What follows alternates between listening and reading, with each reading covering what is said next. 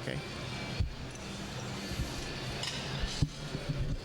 Good afternoon. I want to welcome you to the luncheon. How's it going today?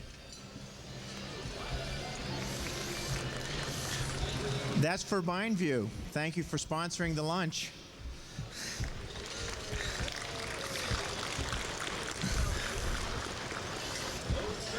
Okay. Before we get started with this afternoon's activities, I'd like to remind everybody about this evening's activities. We're going to have a hacker court. We're going to try to run a working example of exactly what happens in the legal system this year. We're going to have a panel on vulnerabilities disclosure, a viewpoint from the federal government, as well as many of our speakers this year are also authors, and they will be available to sign books. And if you just happen to be missing the book, we have a bookstore up on the 4th floor near the registration booth. We'd like to invite you to come there and also enjoy the amenities at Black Hat. As a past member of NSA, I've graduated. It really pleases me to introduce our speaker today, Dickie George. He is of the Information Assurance Directorate of the National Security Agency. You will find from his speech that it's not a never say anything. We are becoming more public. Dickie joined NSA in 1970 as a mathematician and has worked in the Information Assurance Directorate the entire period as a crypto mathematician. He is the technical director of the Security Evaluation Group, which is responsible for evaluating security solutions used by the Department of Defense and the intelligence community. I'd like to encourage the audience to welcome Mr. Dickie George of NSA.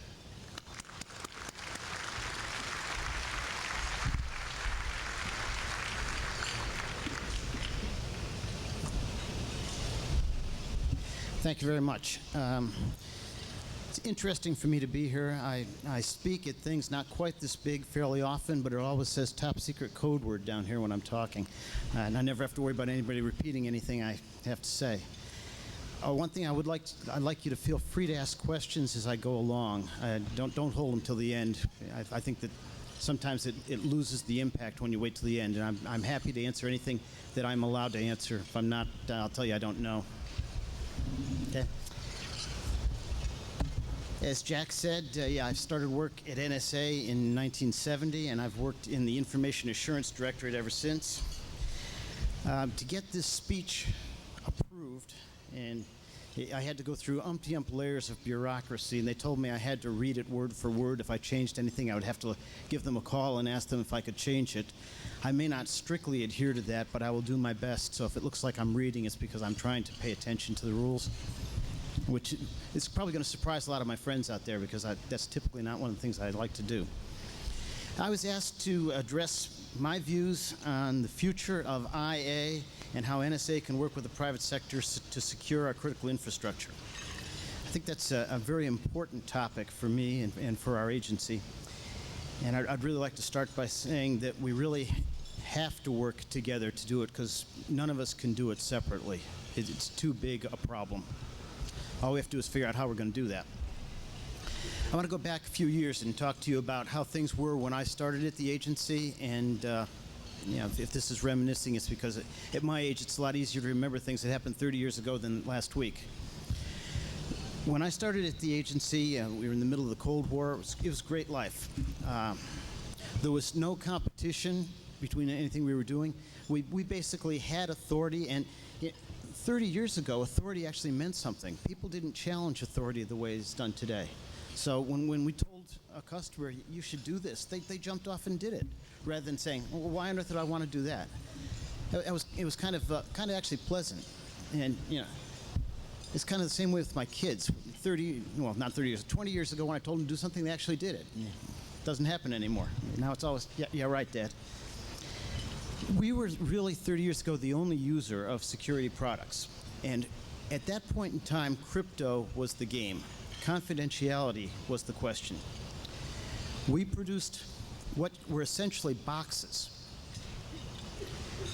And the fact that we had the mystique and the authority, it really meant that nobody challenged what we were doing. The world was very different. We had contractors building these things, much like there are contractors building things today, but they were in some sense a part of our family. They were captured contractors. They had clearances. They were U.S. citizens.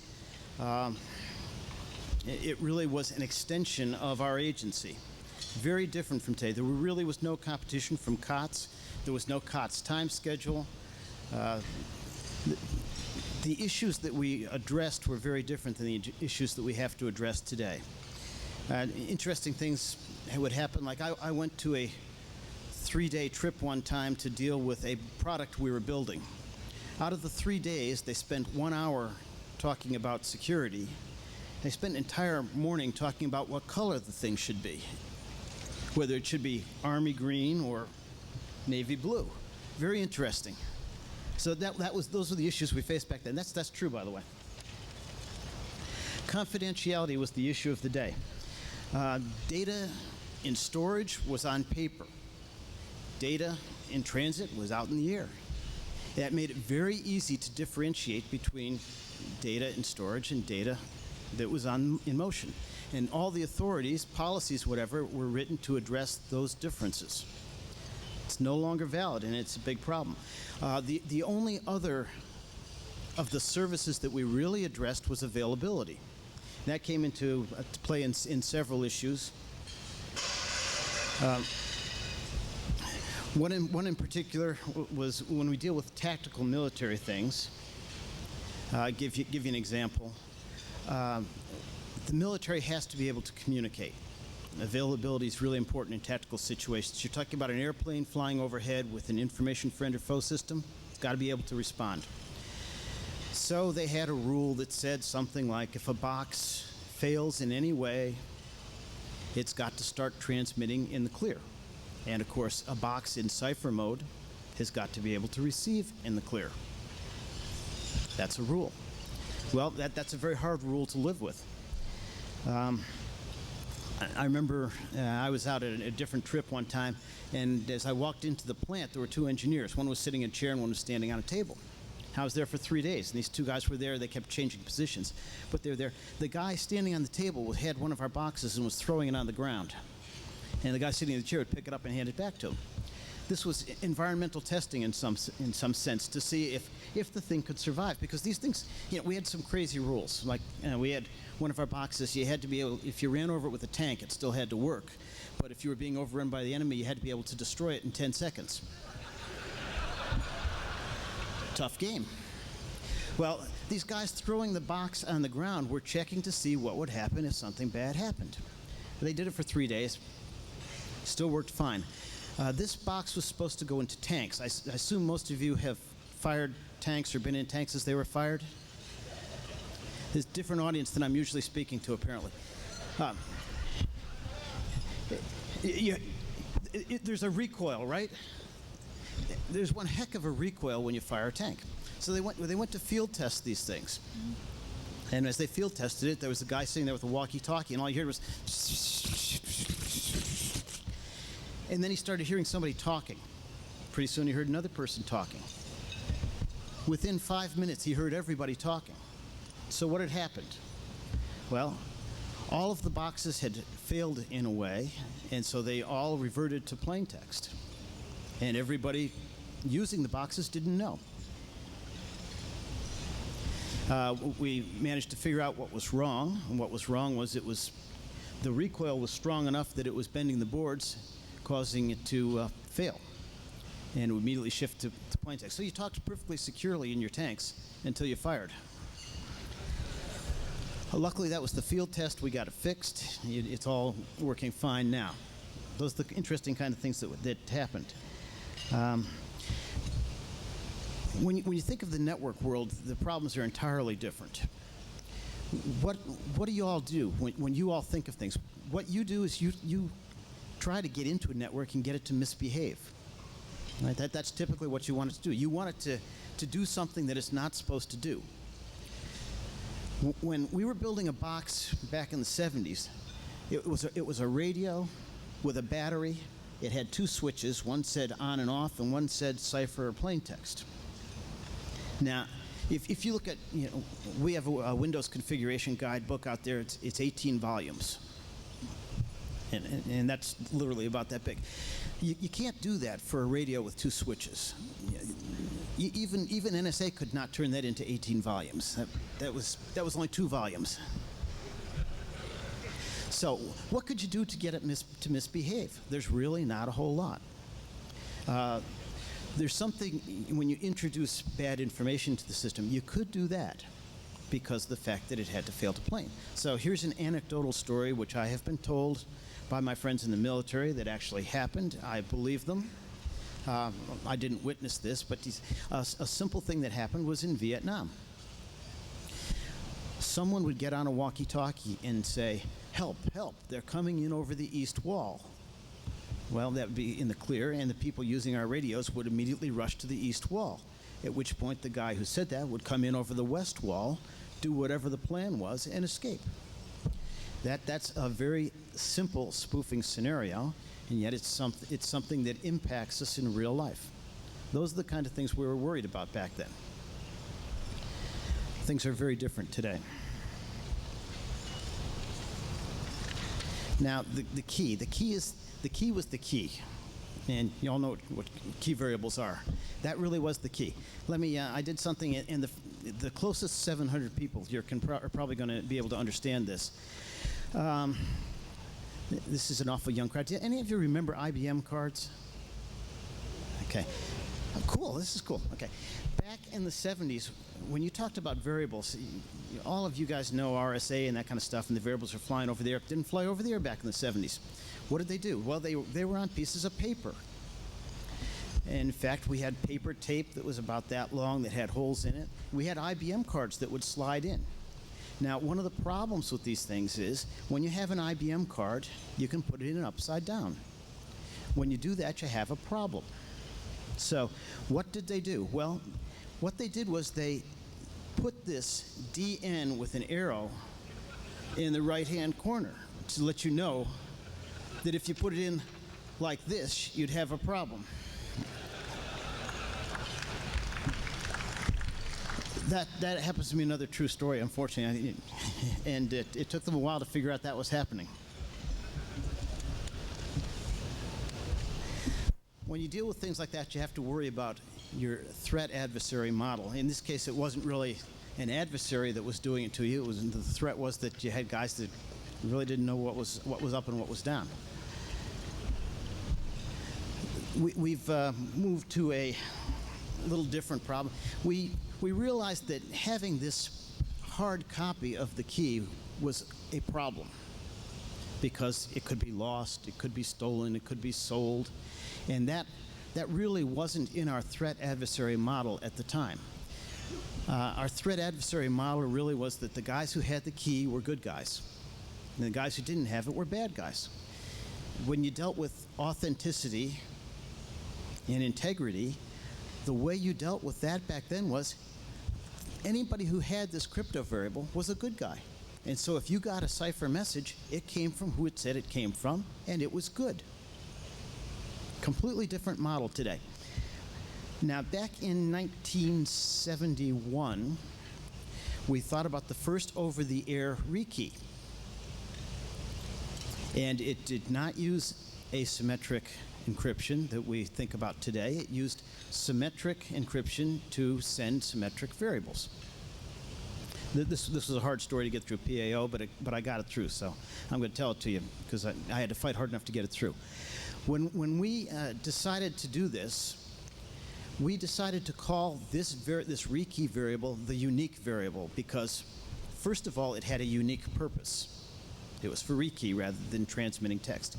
Second of all, and this was the important issue, it was supposed to be unique to every user, much like today. You know, you have your private key. That is your private key. Well, back in the 70s, this was a pretty novel concept.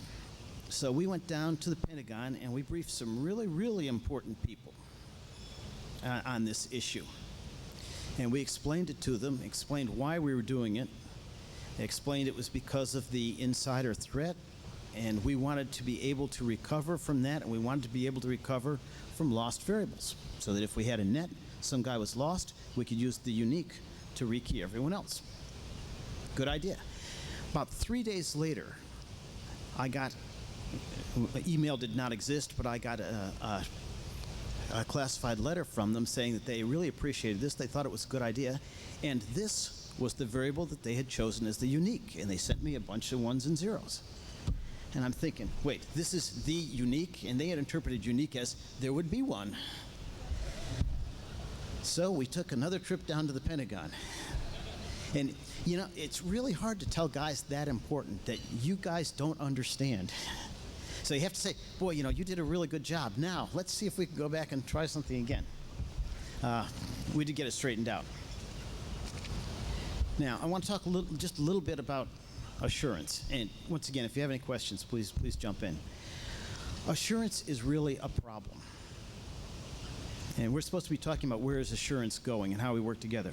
Well, when we deal with assurance, and once again, let me reiterate that I'm a crypto mathematician. Okay, and life is different for us. I assume this means I'm suddenly going to be plugged in somewhere. I'm a crypto mathematician. We are all scientists. When we talk about assurance, what we would really like to have is some number. You know, if you're going to play a video game, you read a magazine, it doesn't tell you that this is a nice game. It tells you it's an 87.5. What does that mean? Or perhaps an 8, depending on the magazine you read. What does that really mean? It doesn't mean a darn thing to you until you have a lot of numbers from other games so you can compare it. And you say, if this is an 87.5 and everything else is a 63 or 62, this must be a good game. When we talk about crypto, we can come up with a number, right? If you're talking DES, the number everybody says, 56. If you're talking AES, you have a different number. It might be 256, it might be 128, it might be 192. But you have a number, something that tells you. It does not necessarily tell you how good it is. That's the way you'd like to interpret it. It really tells you how bad it is in some sense. You know that DES is no better than 56. Could be worse. We don't know that it's worse. It sets that kind of a number on it. In my organization, we have a group of people that, yeah, cool. In my organization, we have a group of people that look at these algorithms.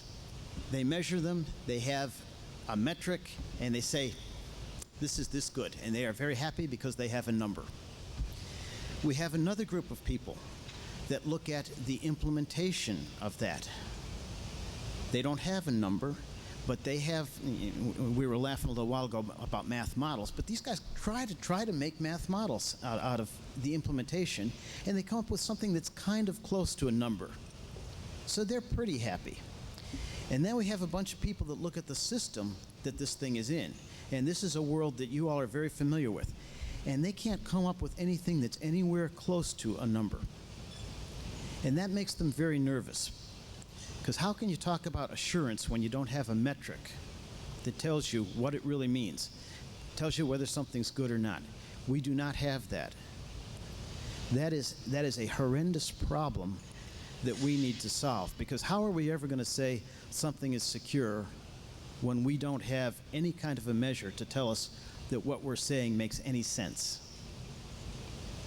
And that may be heresy in some sense, but at least it's my opinion. I think that we need some kind of metric that'll tell us what kind of security we're getting in these systems. And that is a hard problem. We are working on it. We are not getting very far, and it is very frustrating to us.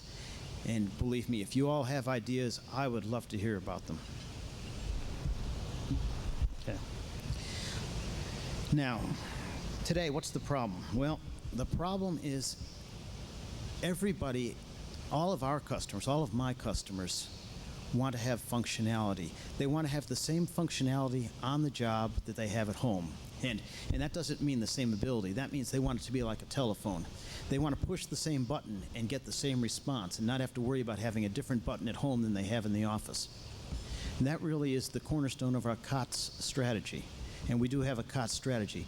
Our COTS strategy at NSA is wherever and whenever it's appropriate, we will use COTS products.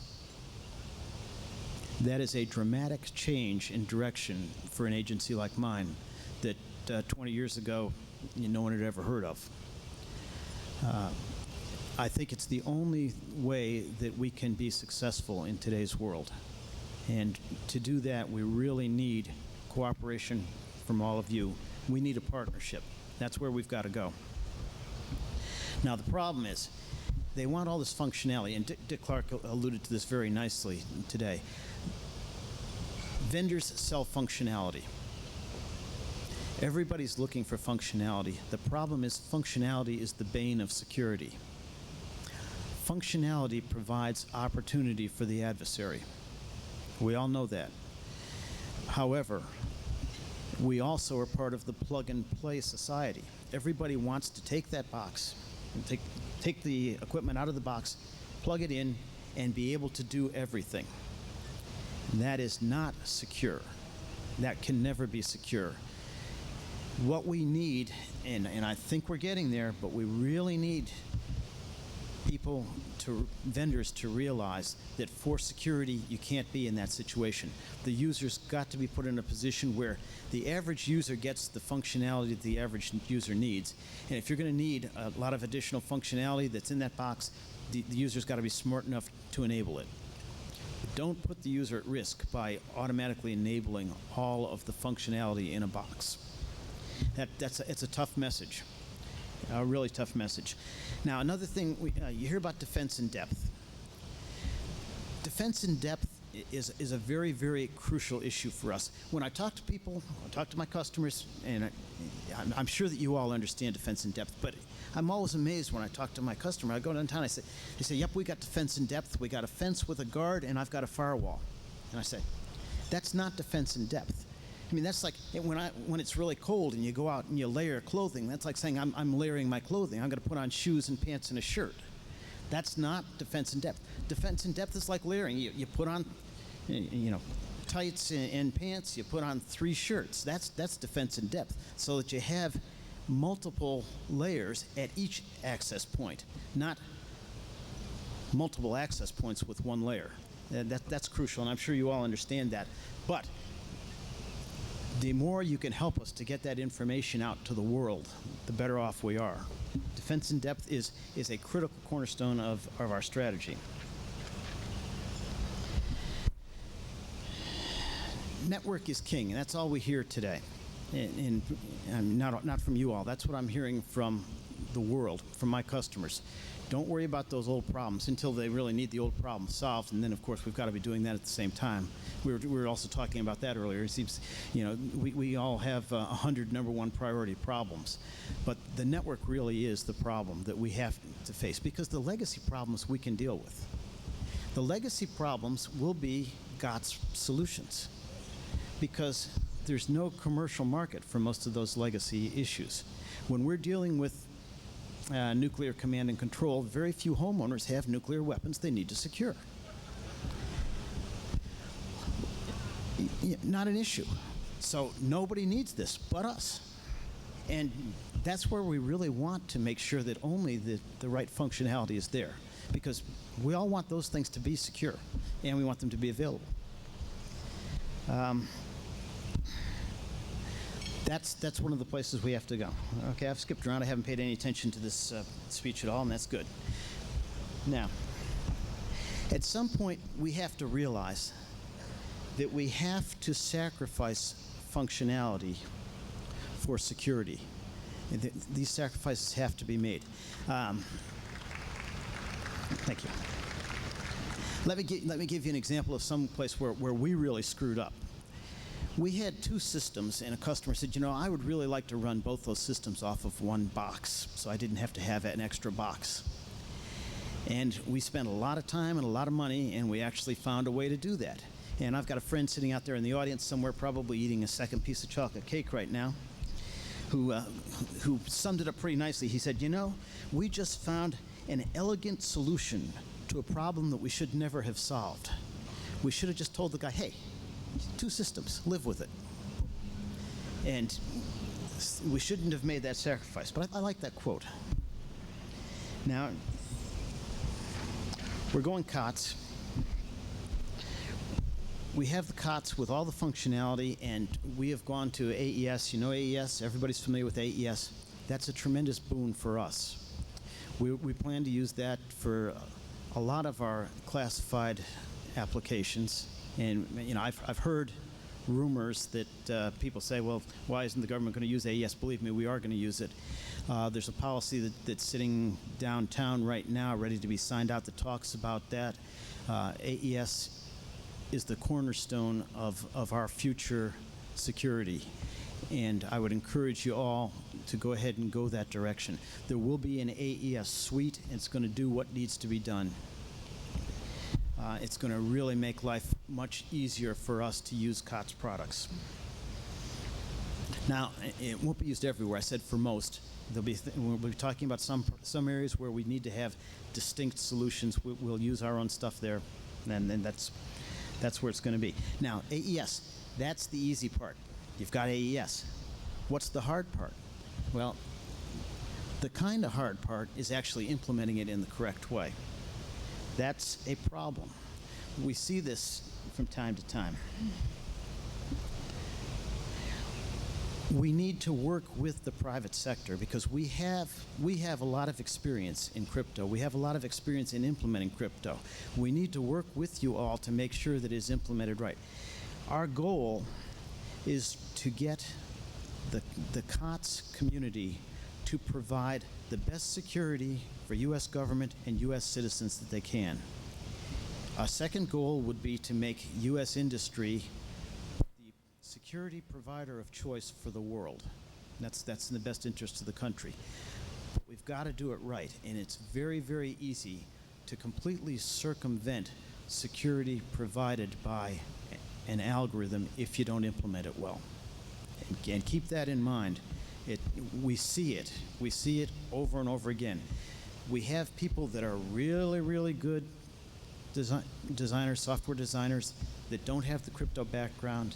And even inside a company, we see multiple implementations of the same security-related things, and they aren't all equally strong, and often they are not as strong as they could be. We need to work with you to try to solve that problem. That is a crucial problem, and we are looking forward to working with U.S. industry to get that solved. So, where is IA going? Interesting question. Now, you might think that from what I've said that we're almost giving up on assurance, and we're not.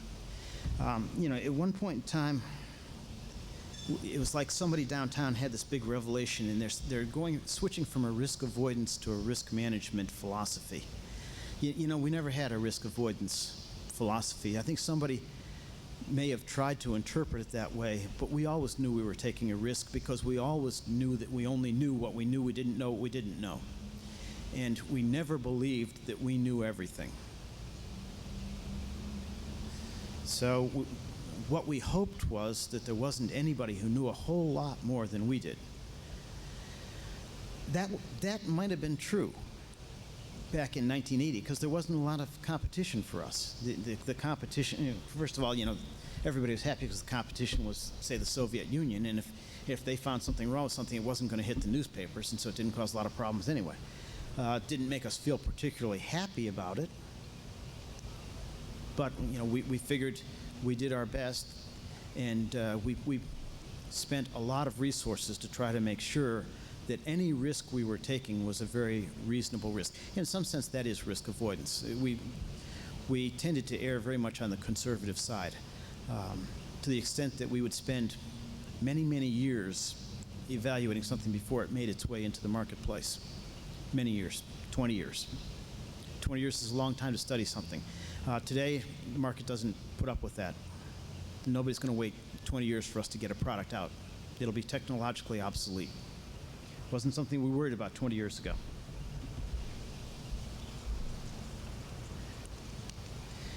But what we're doing today is we are sharing more risk information both with our customers and with the vendor community and with you all. I think that's an important step for us to take. This is important that we work together on this information. And as Dick pointed out this morning, that information has to be shared in the right way, and he got the order exactly right. We've got to, it doesn't do us any good to talk about vulnerabilities to a user, because the user can't really do much about it. What we can do with the user is we can talk about risk and how to mitigate the risk, and that's what we want to do. What we need to do, that's all of us, we need to get to the vendors. When we find a problem with their equipment, we've got to get to them, tell them as much as we can about what we've found that's wrong. As much information as you can get them makes it easier for them to work with. If you give them enough information, it's much easier for them to deal with the problem. And I've been told that by vendors. The more information we get, the easier it is for us to pinpoint what's causing the problem. And that is the way we get things fixed. So that's where we are. Please, when you find problems, go to the vendor first. Get that patch out there.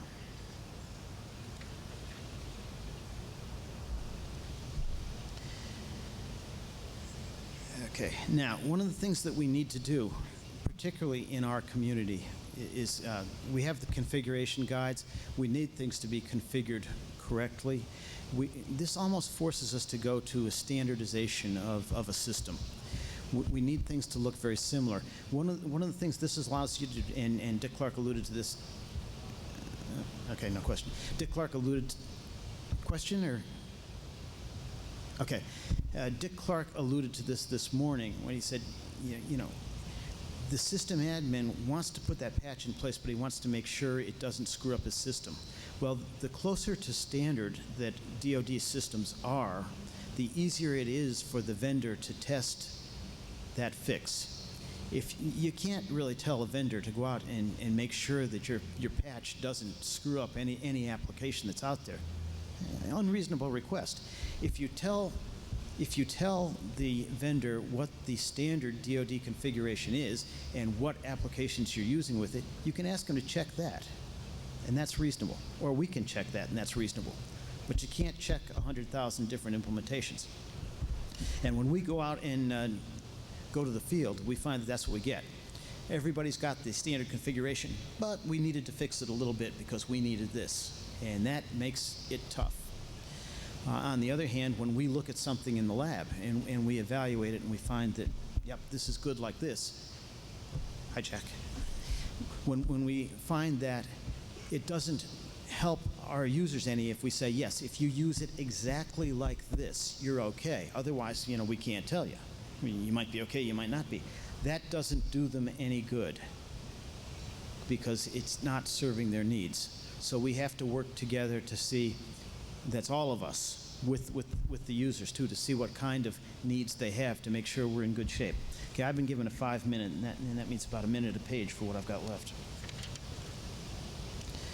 So what kind of trends do we see? Well, we see a lot of things. We see we need to work with the standards bodies. We need to get some kind of standard implementation, and that means the freedom of implementation and design is going to go away a little bit. We need to hone in on these implementations, try to get them right, and we need to work together to do that. I see improved intrusion detection and response, possibly intelligent intrusion detection. That's coming along. I see a much stronger government, private analyst, and industry partnership. Got to happen. Another trend I see, and this is a scary one, more and more functionality is being combined into fewer boxes. You see a lot of things being put together.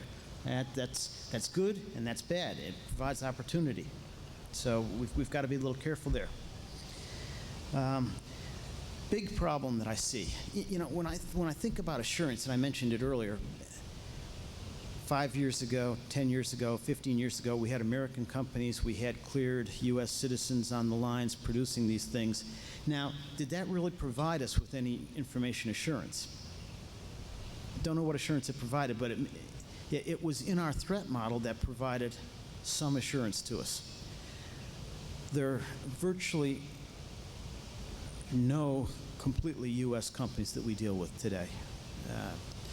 And by completely, you've got to understand that if you look at what companies are doing, and it's a software world, they're borrowing code, they're getting code off the internet, they're buying code, they're producing some code, they're carrying code forward from prior instances of the product. It is a tough problem. Oftentimes, we don't know where the code came from. Oftentimes, the vendor doesn't know where the code came from. Even if they think they do, they don't know where the code came from. We don't have the same kind of assurance that we used to have. That's why we've got to come up with some kind of scheme, some kind of metric. Now, one of the things that Dick, and I'm not going to completely agree with him here, talked about today was NIAP. NIAP does provide some good for us. It provides some check. We have no metric at all for talking about what the NIAP evaluation provides. That is a significant problem.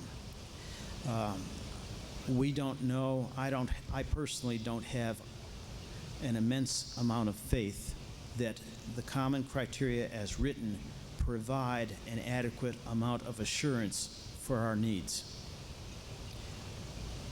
Now that's a pretty bold statement. There's a lot of good in the common criteria, but without a metric to talk about what evaluating to that criteria buys you, we really don't know what we're getting, and we don't have that metric. Once again, that's my opinion. That's probably not something that it did go through PAO, but I don't think it should be taken as an NSA stand on that.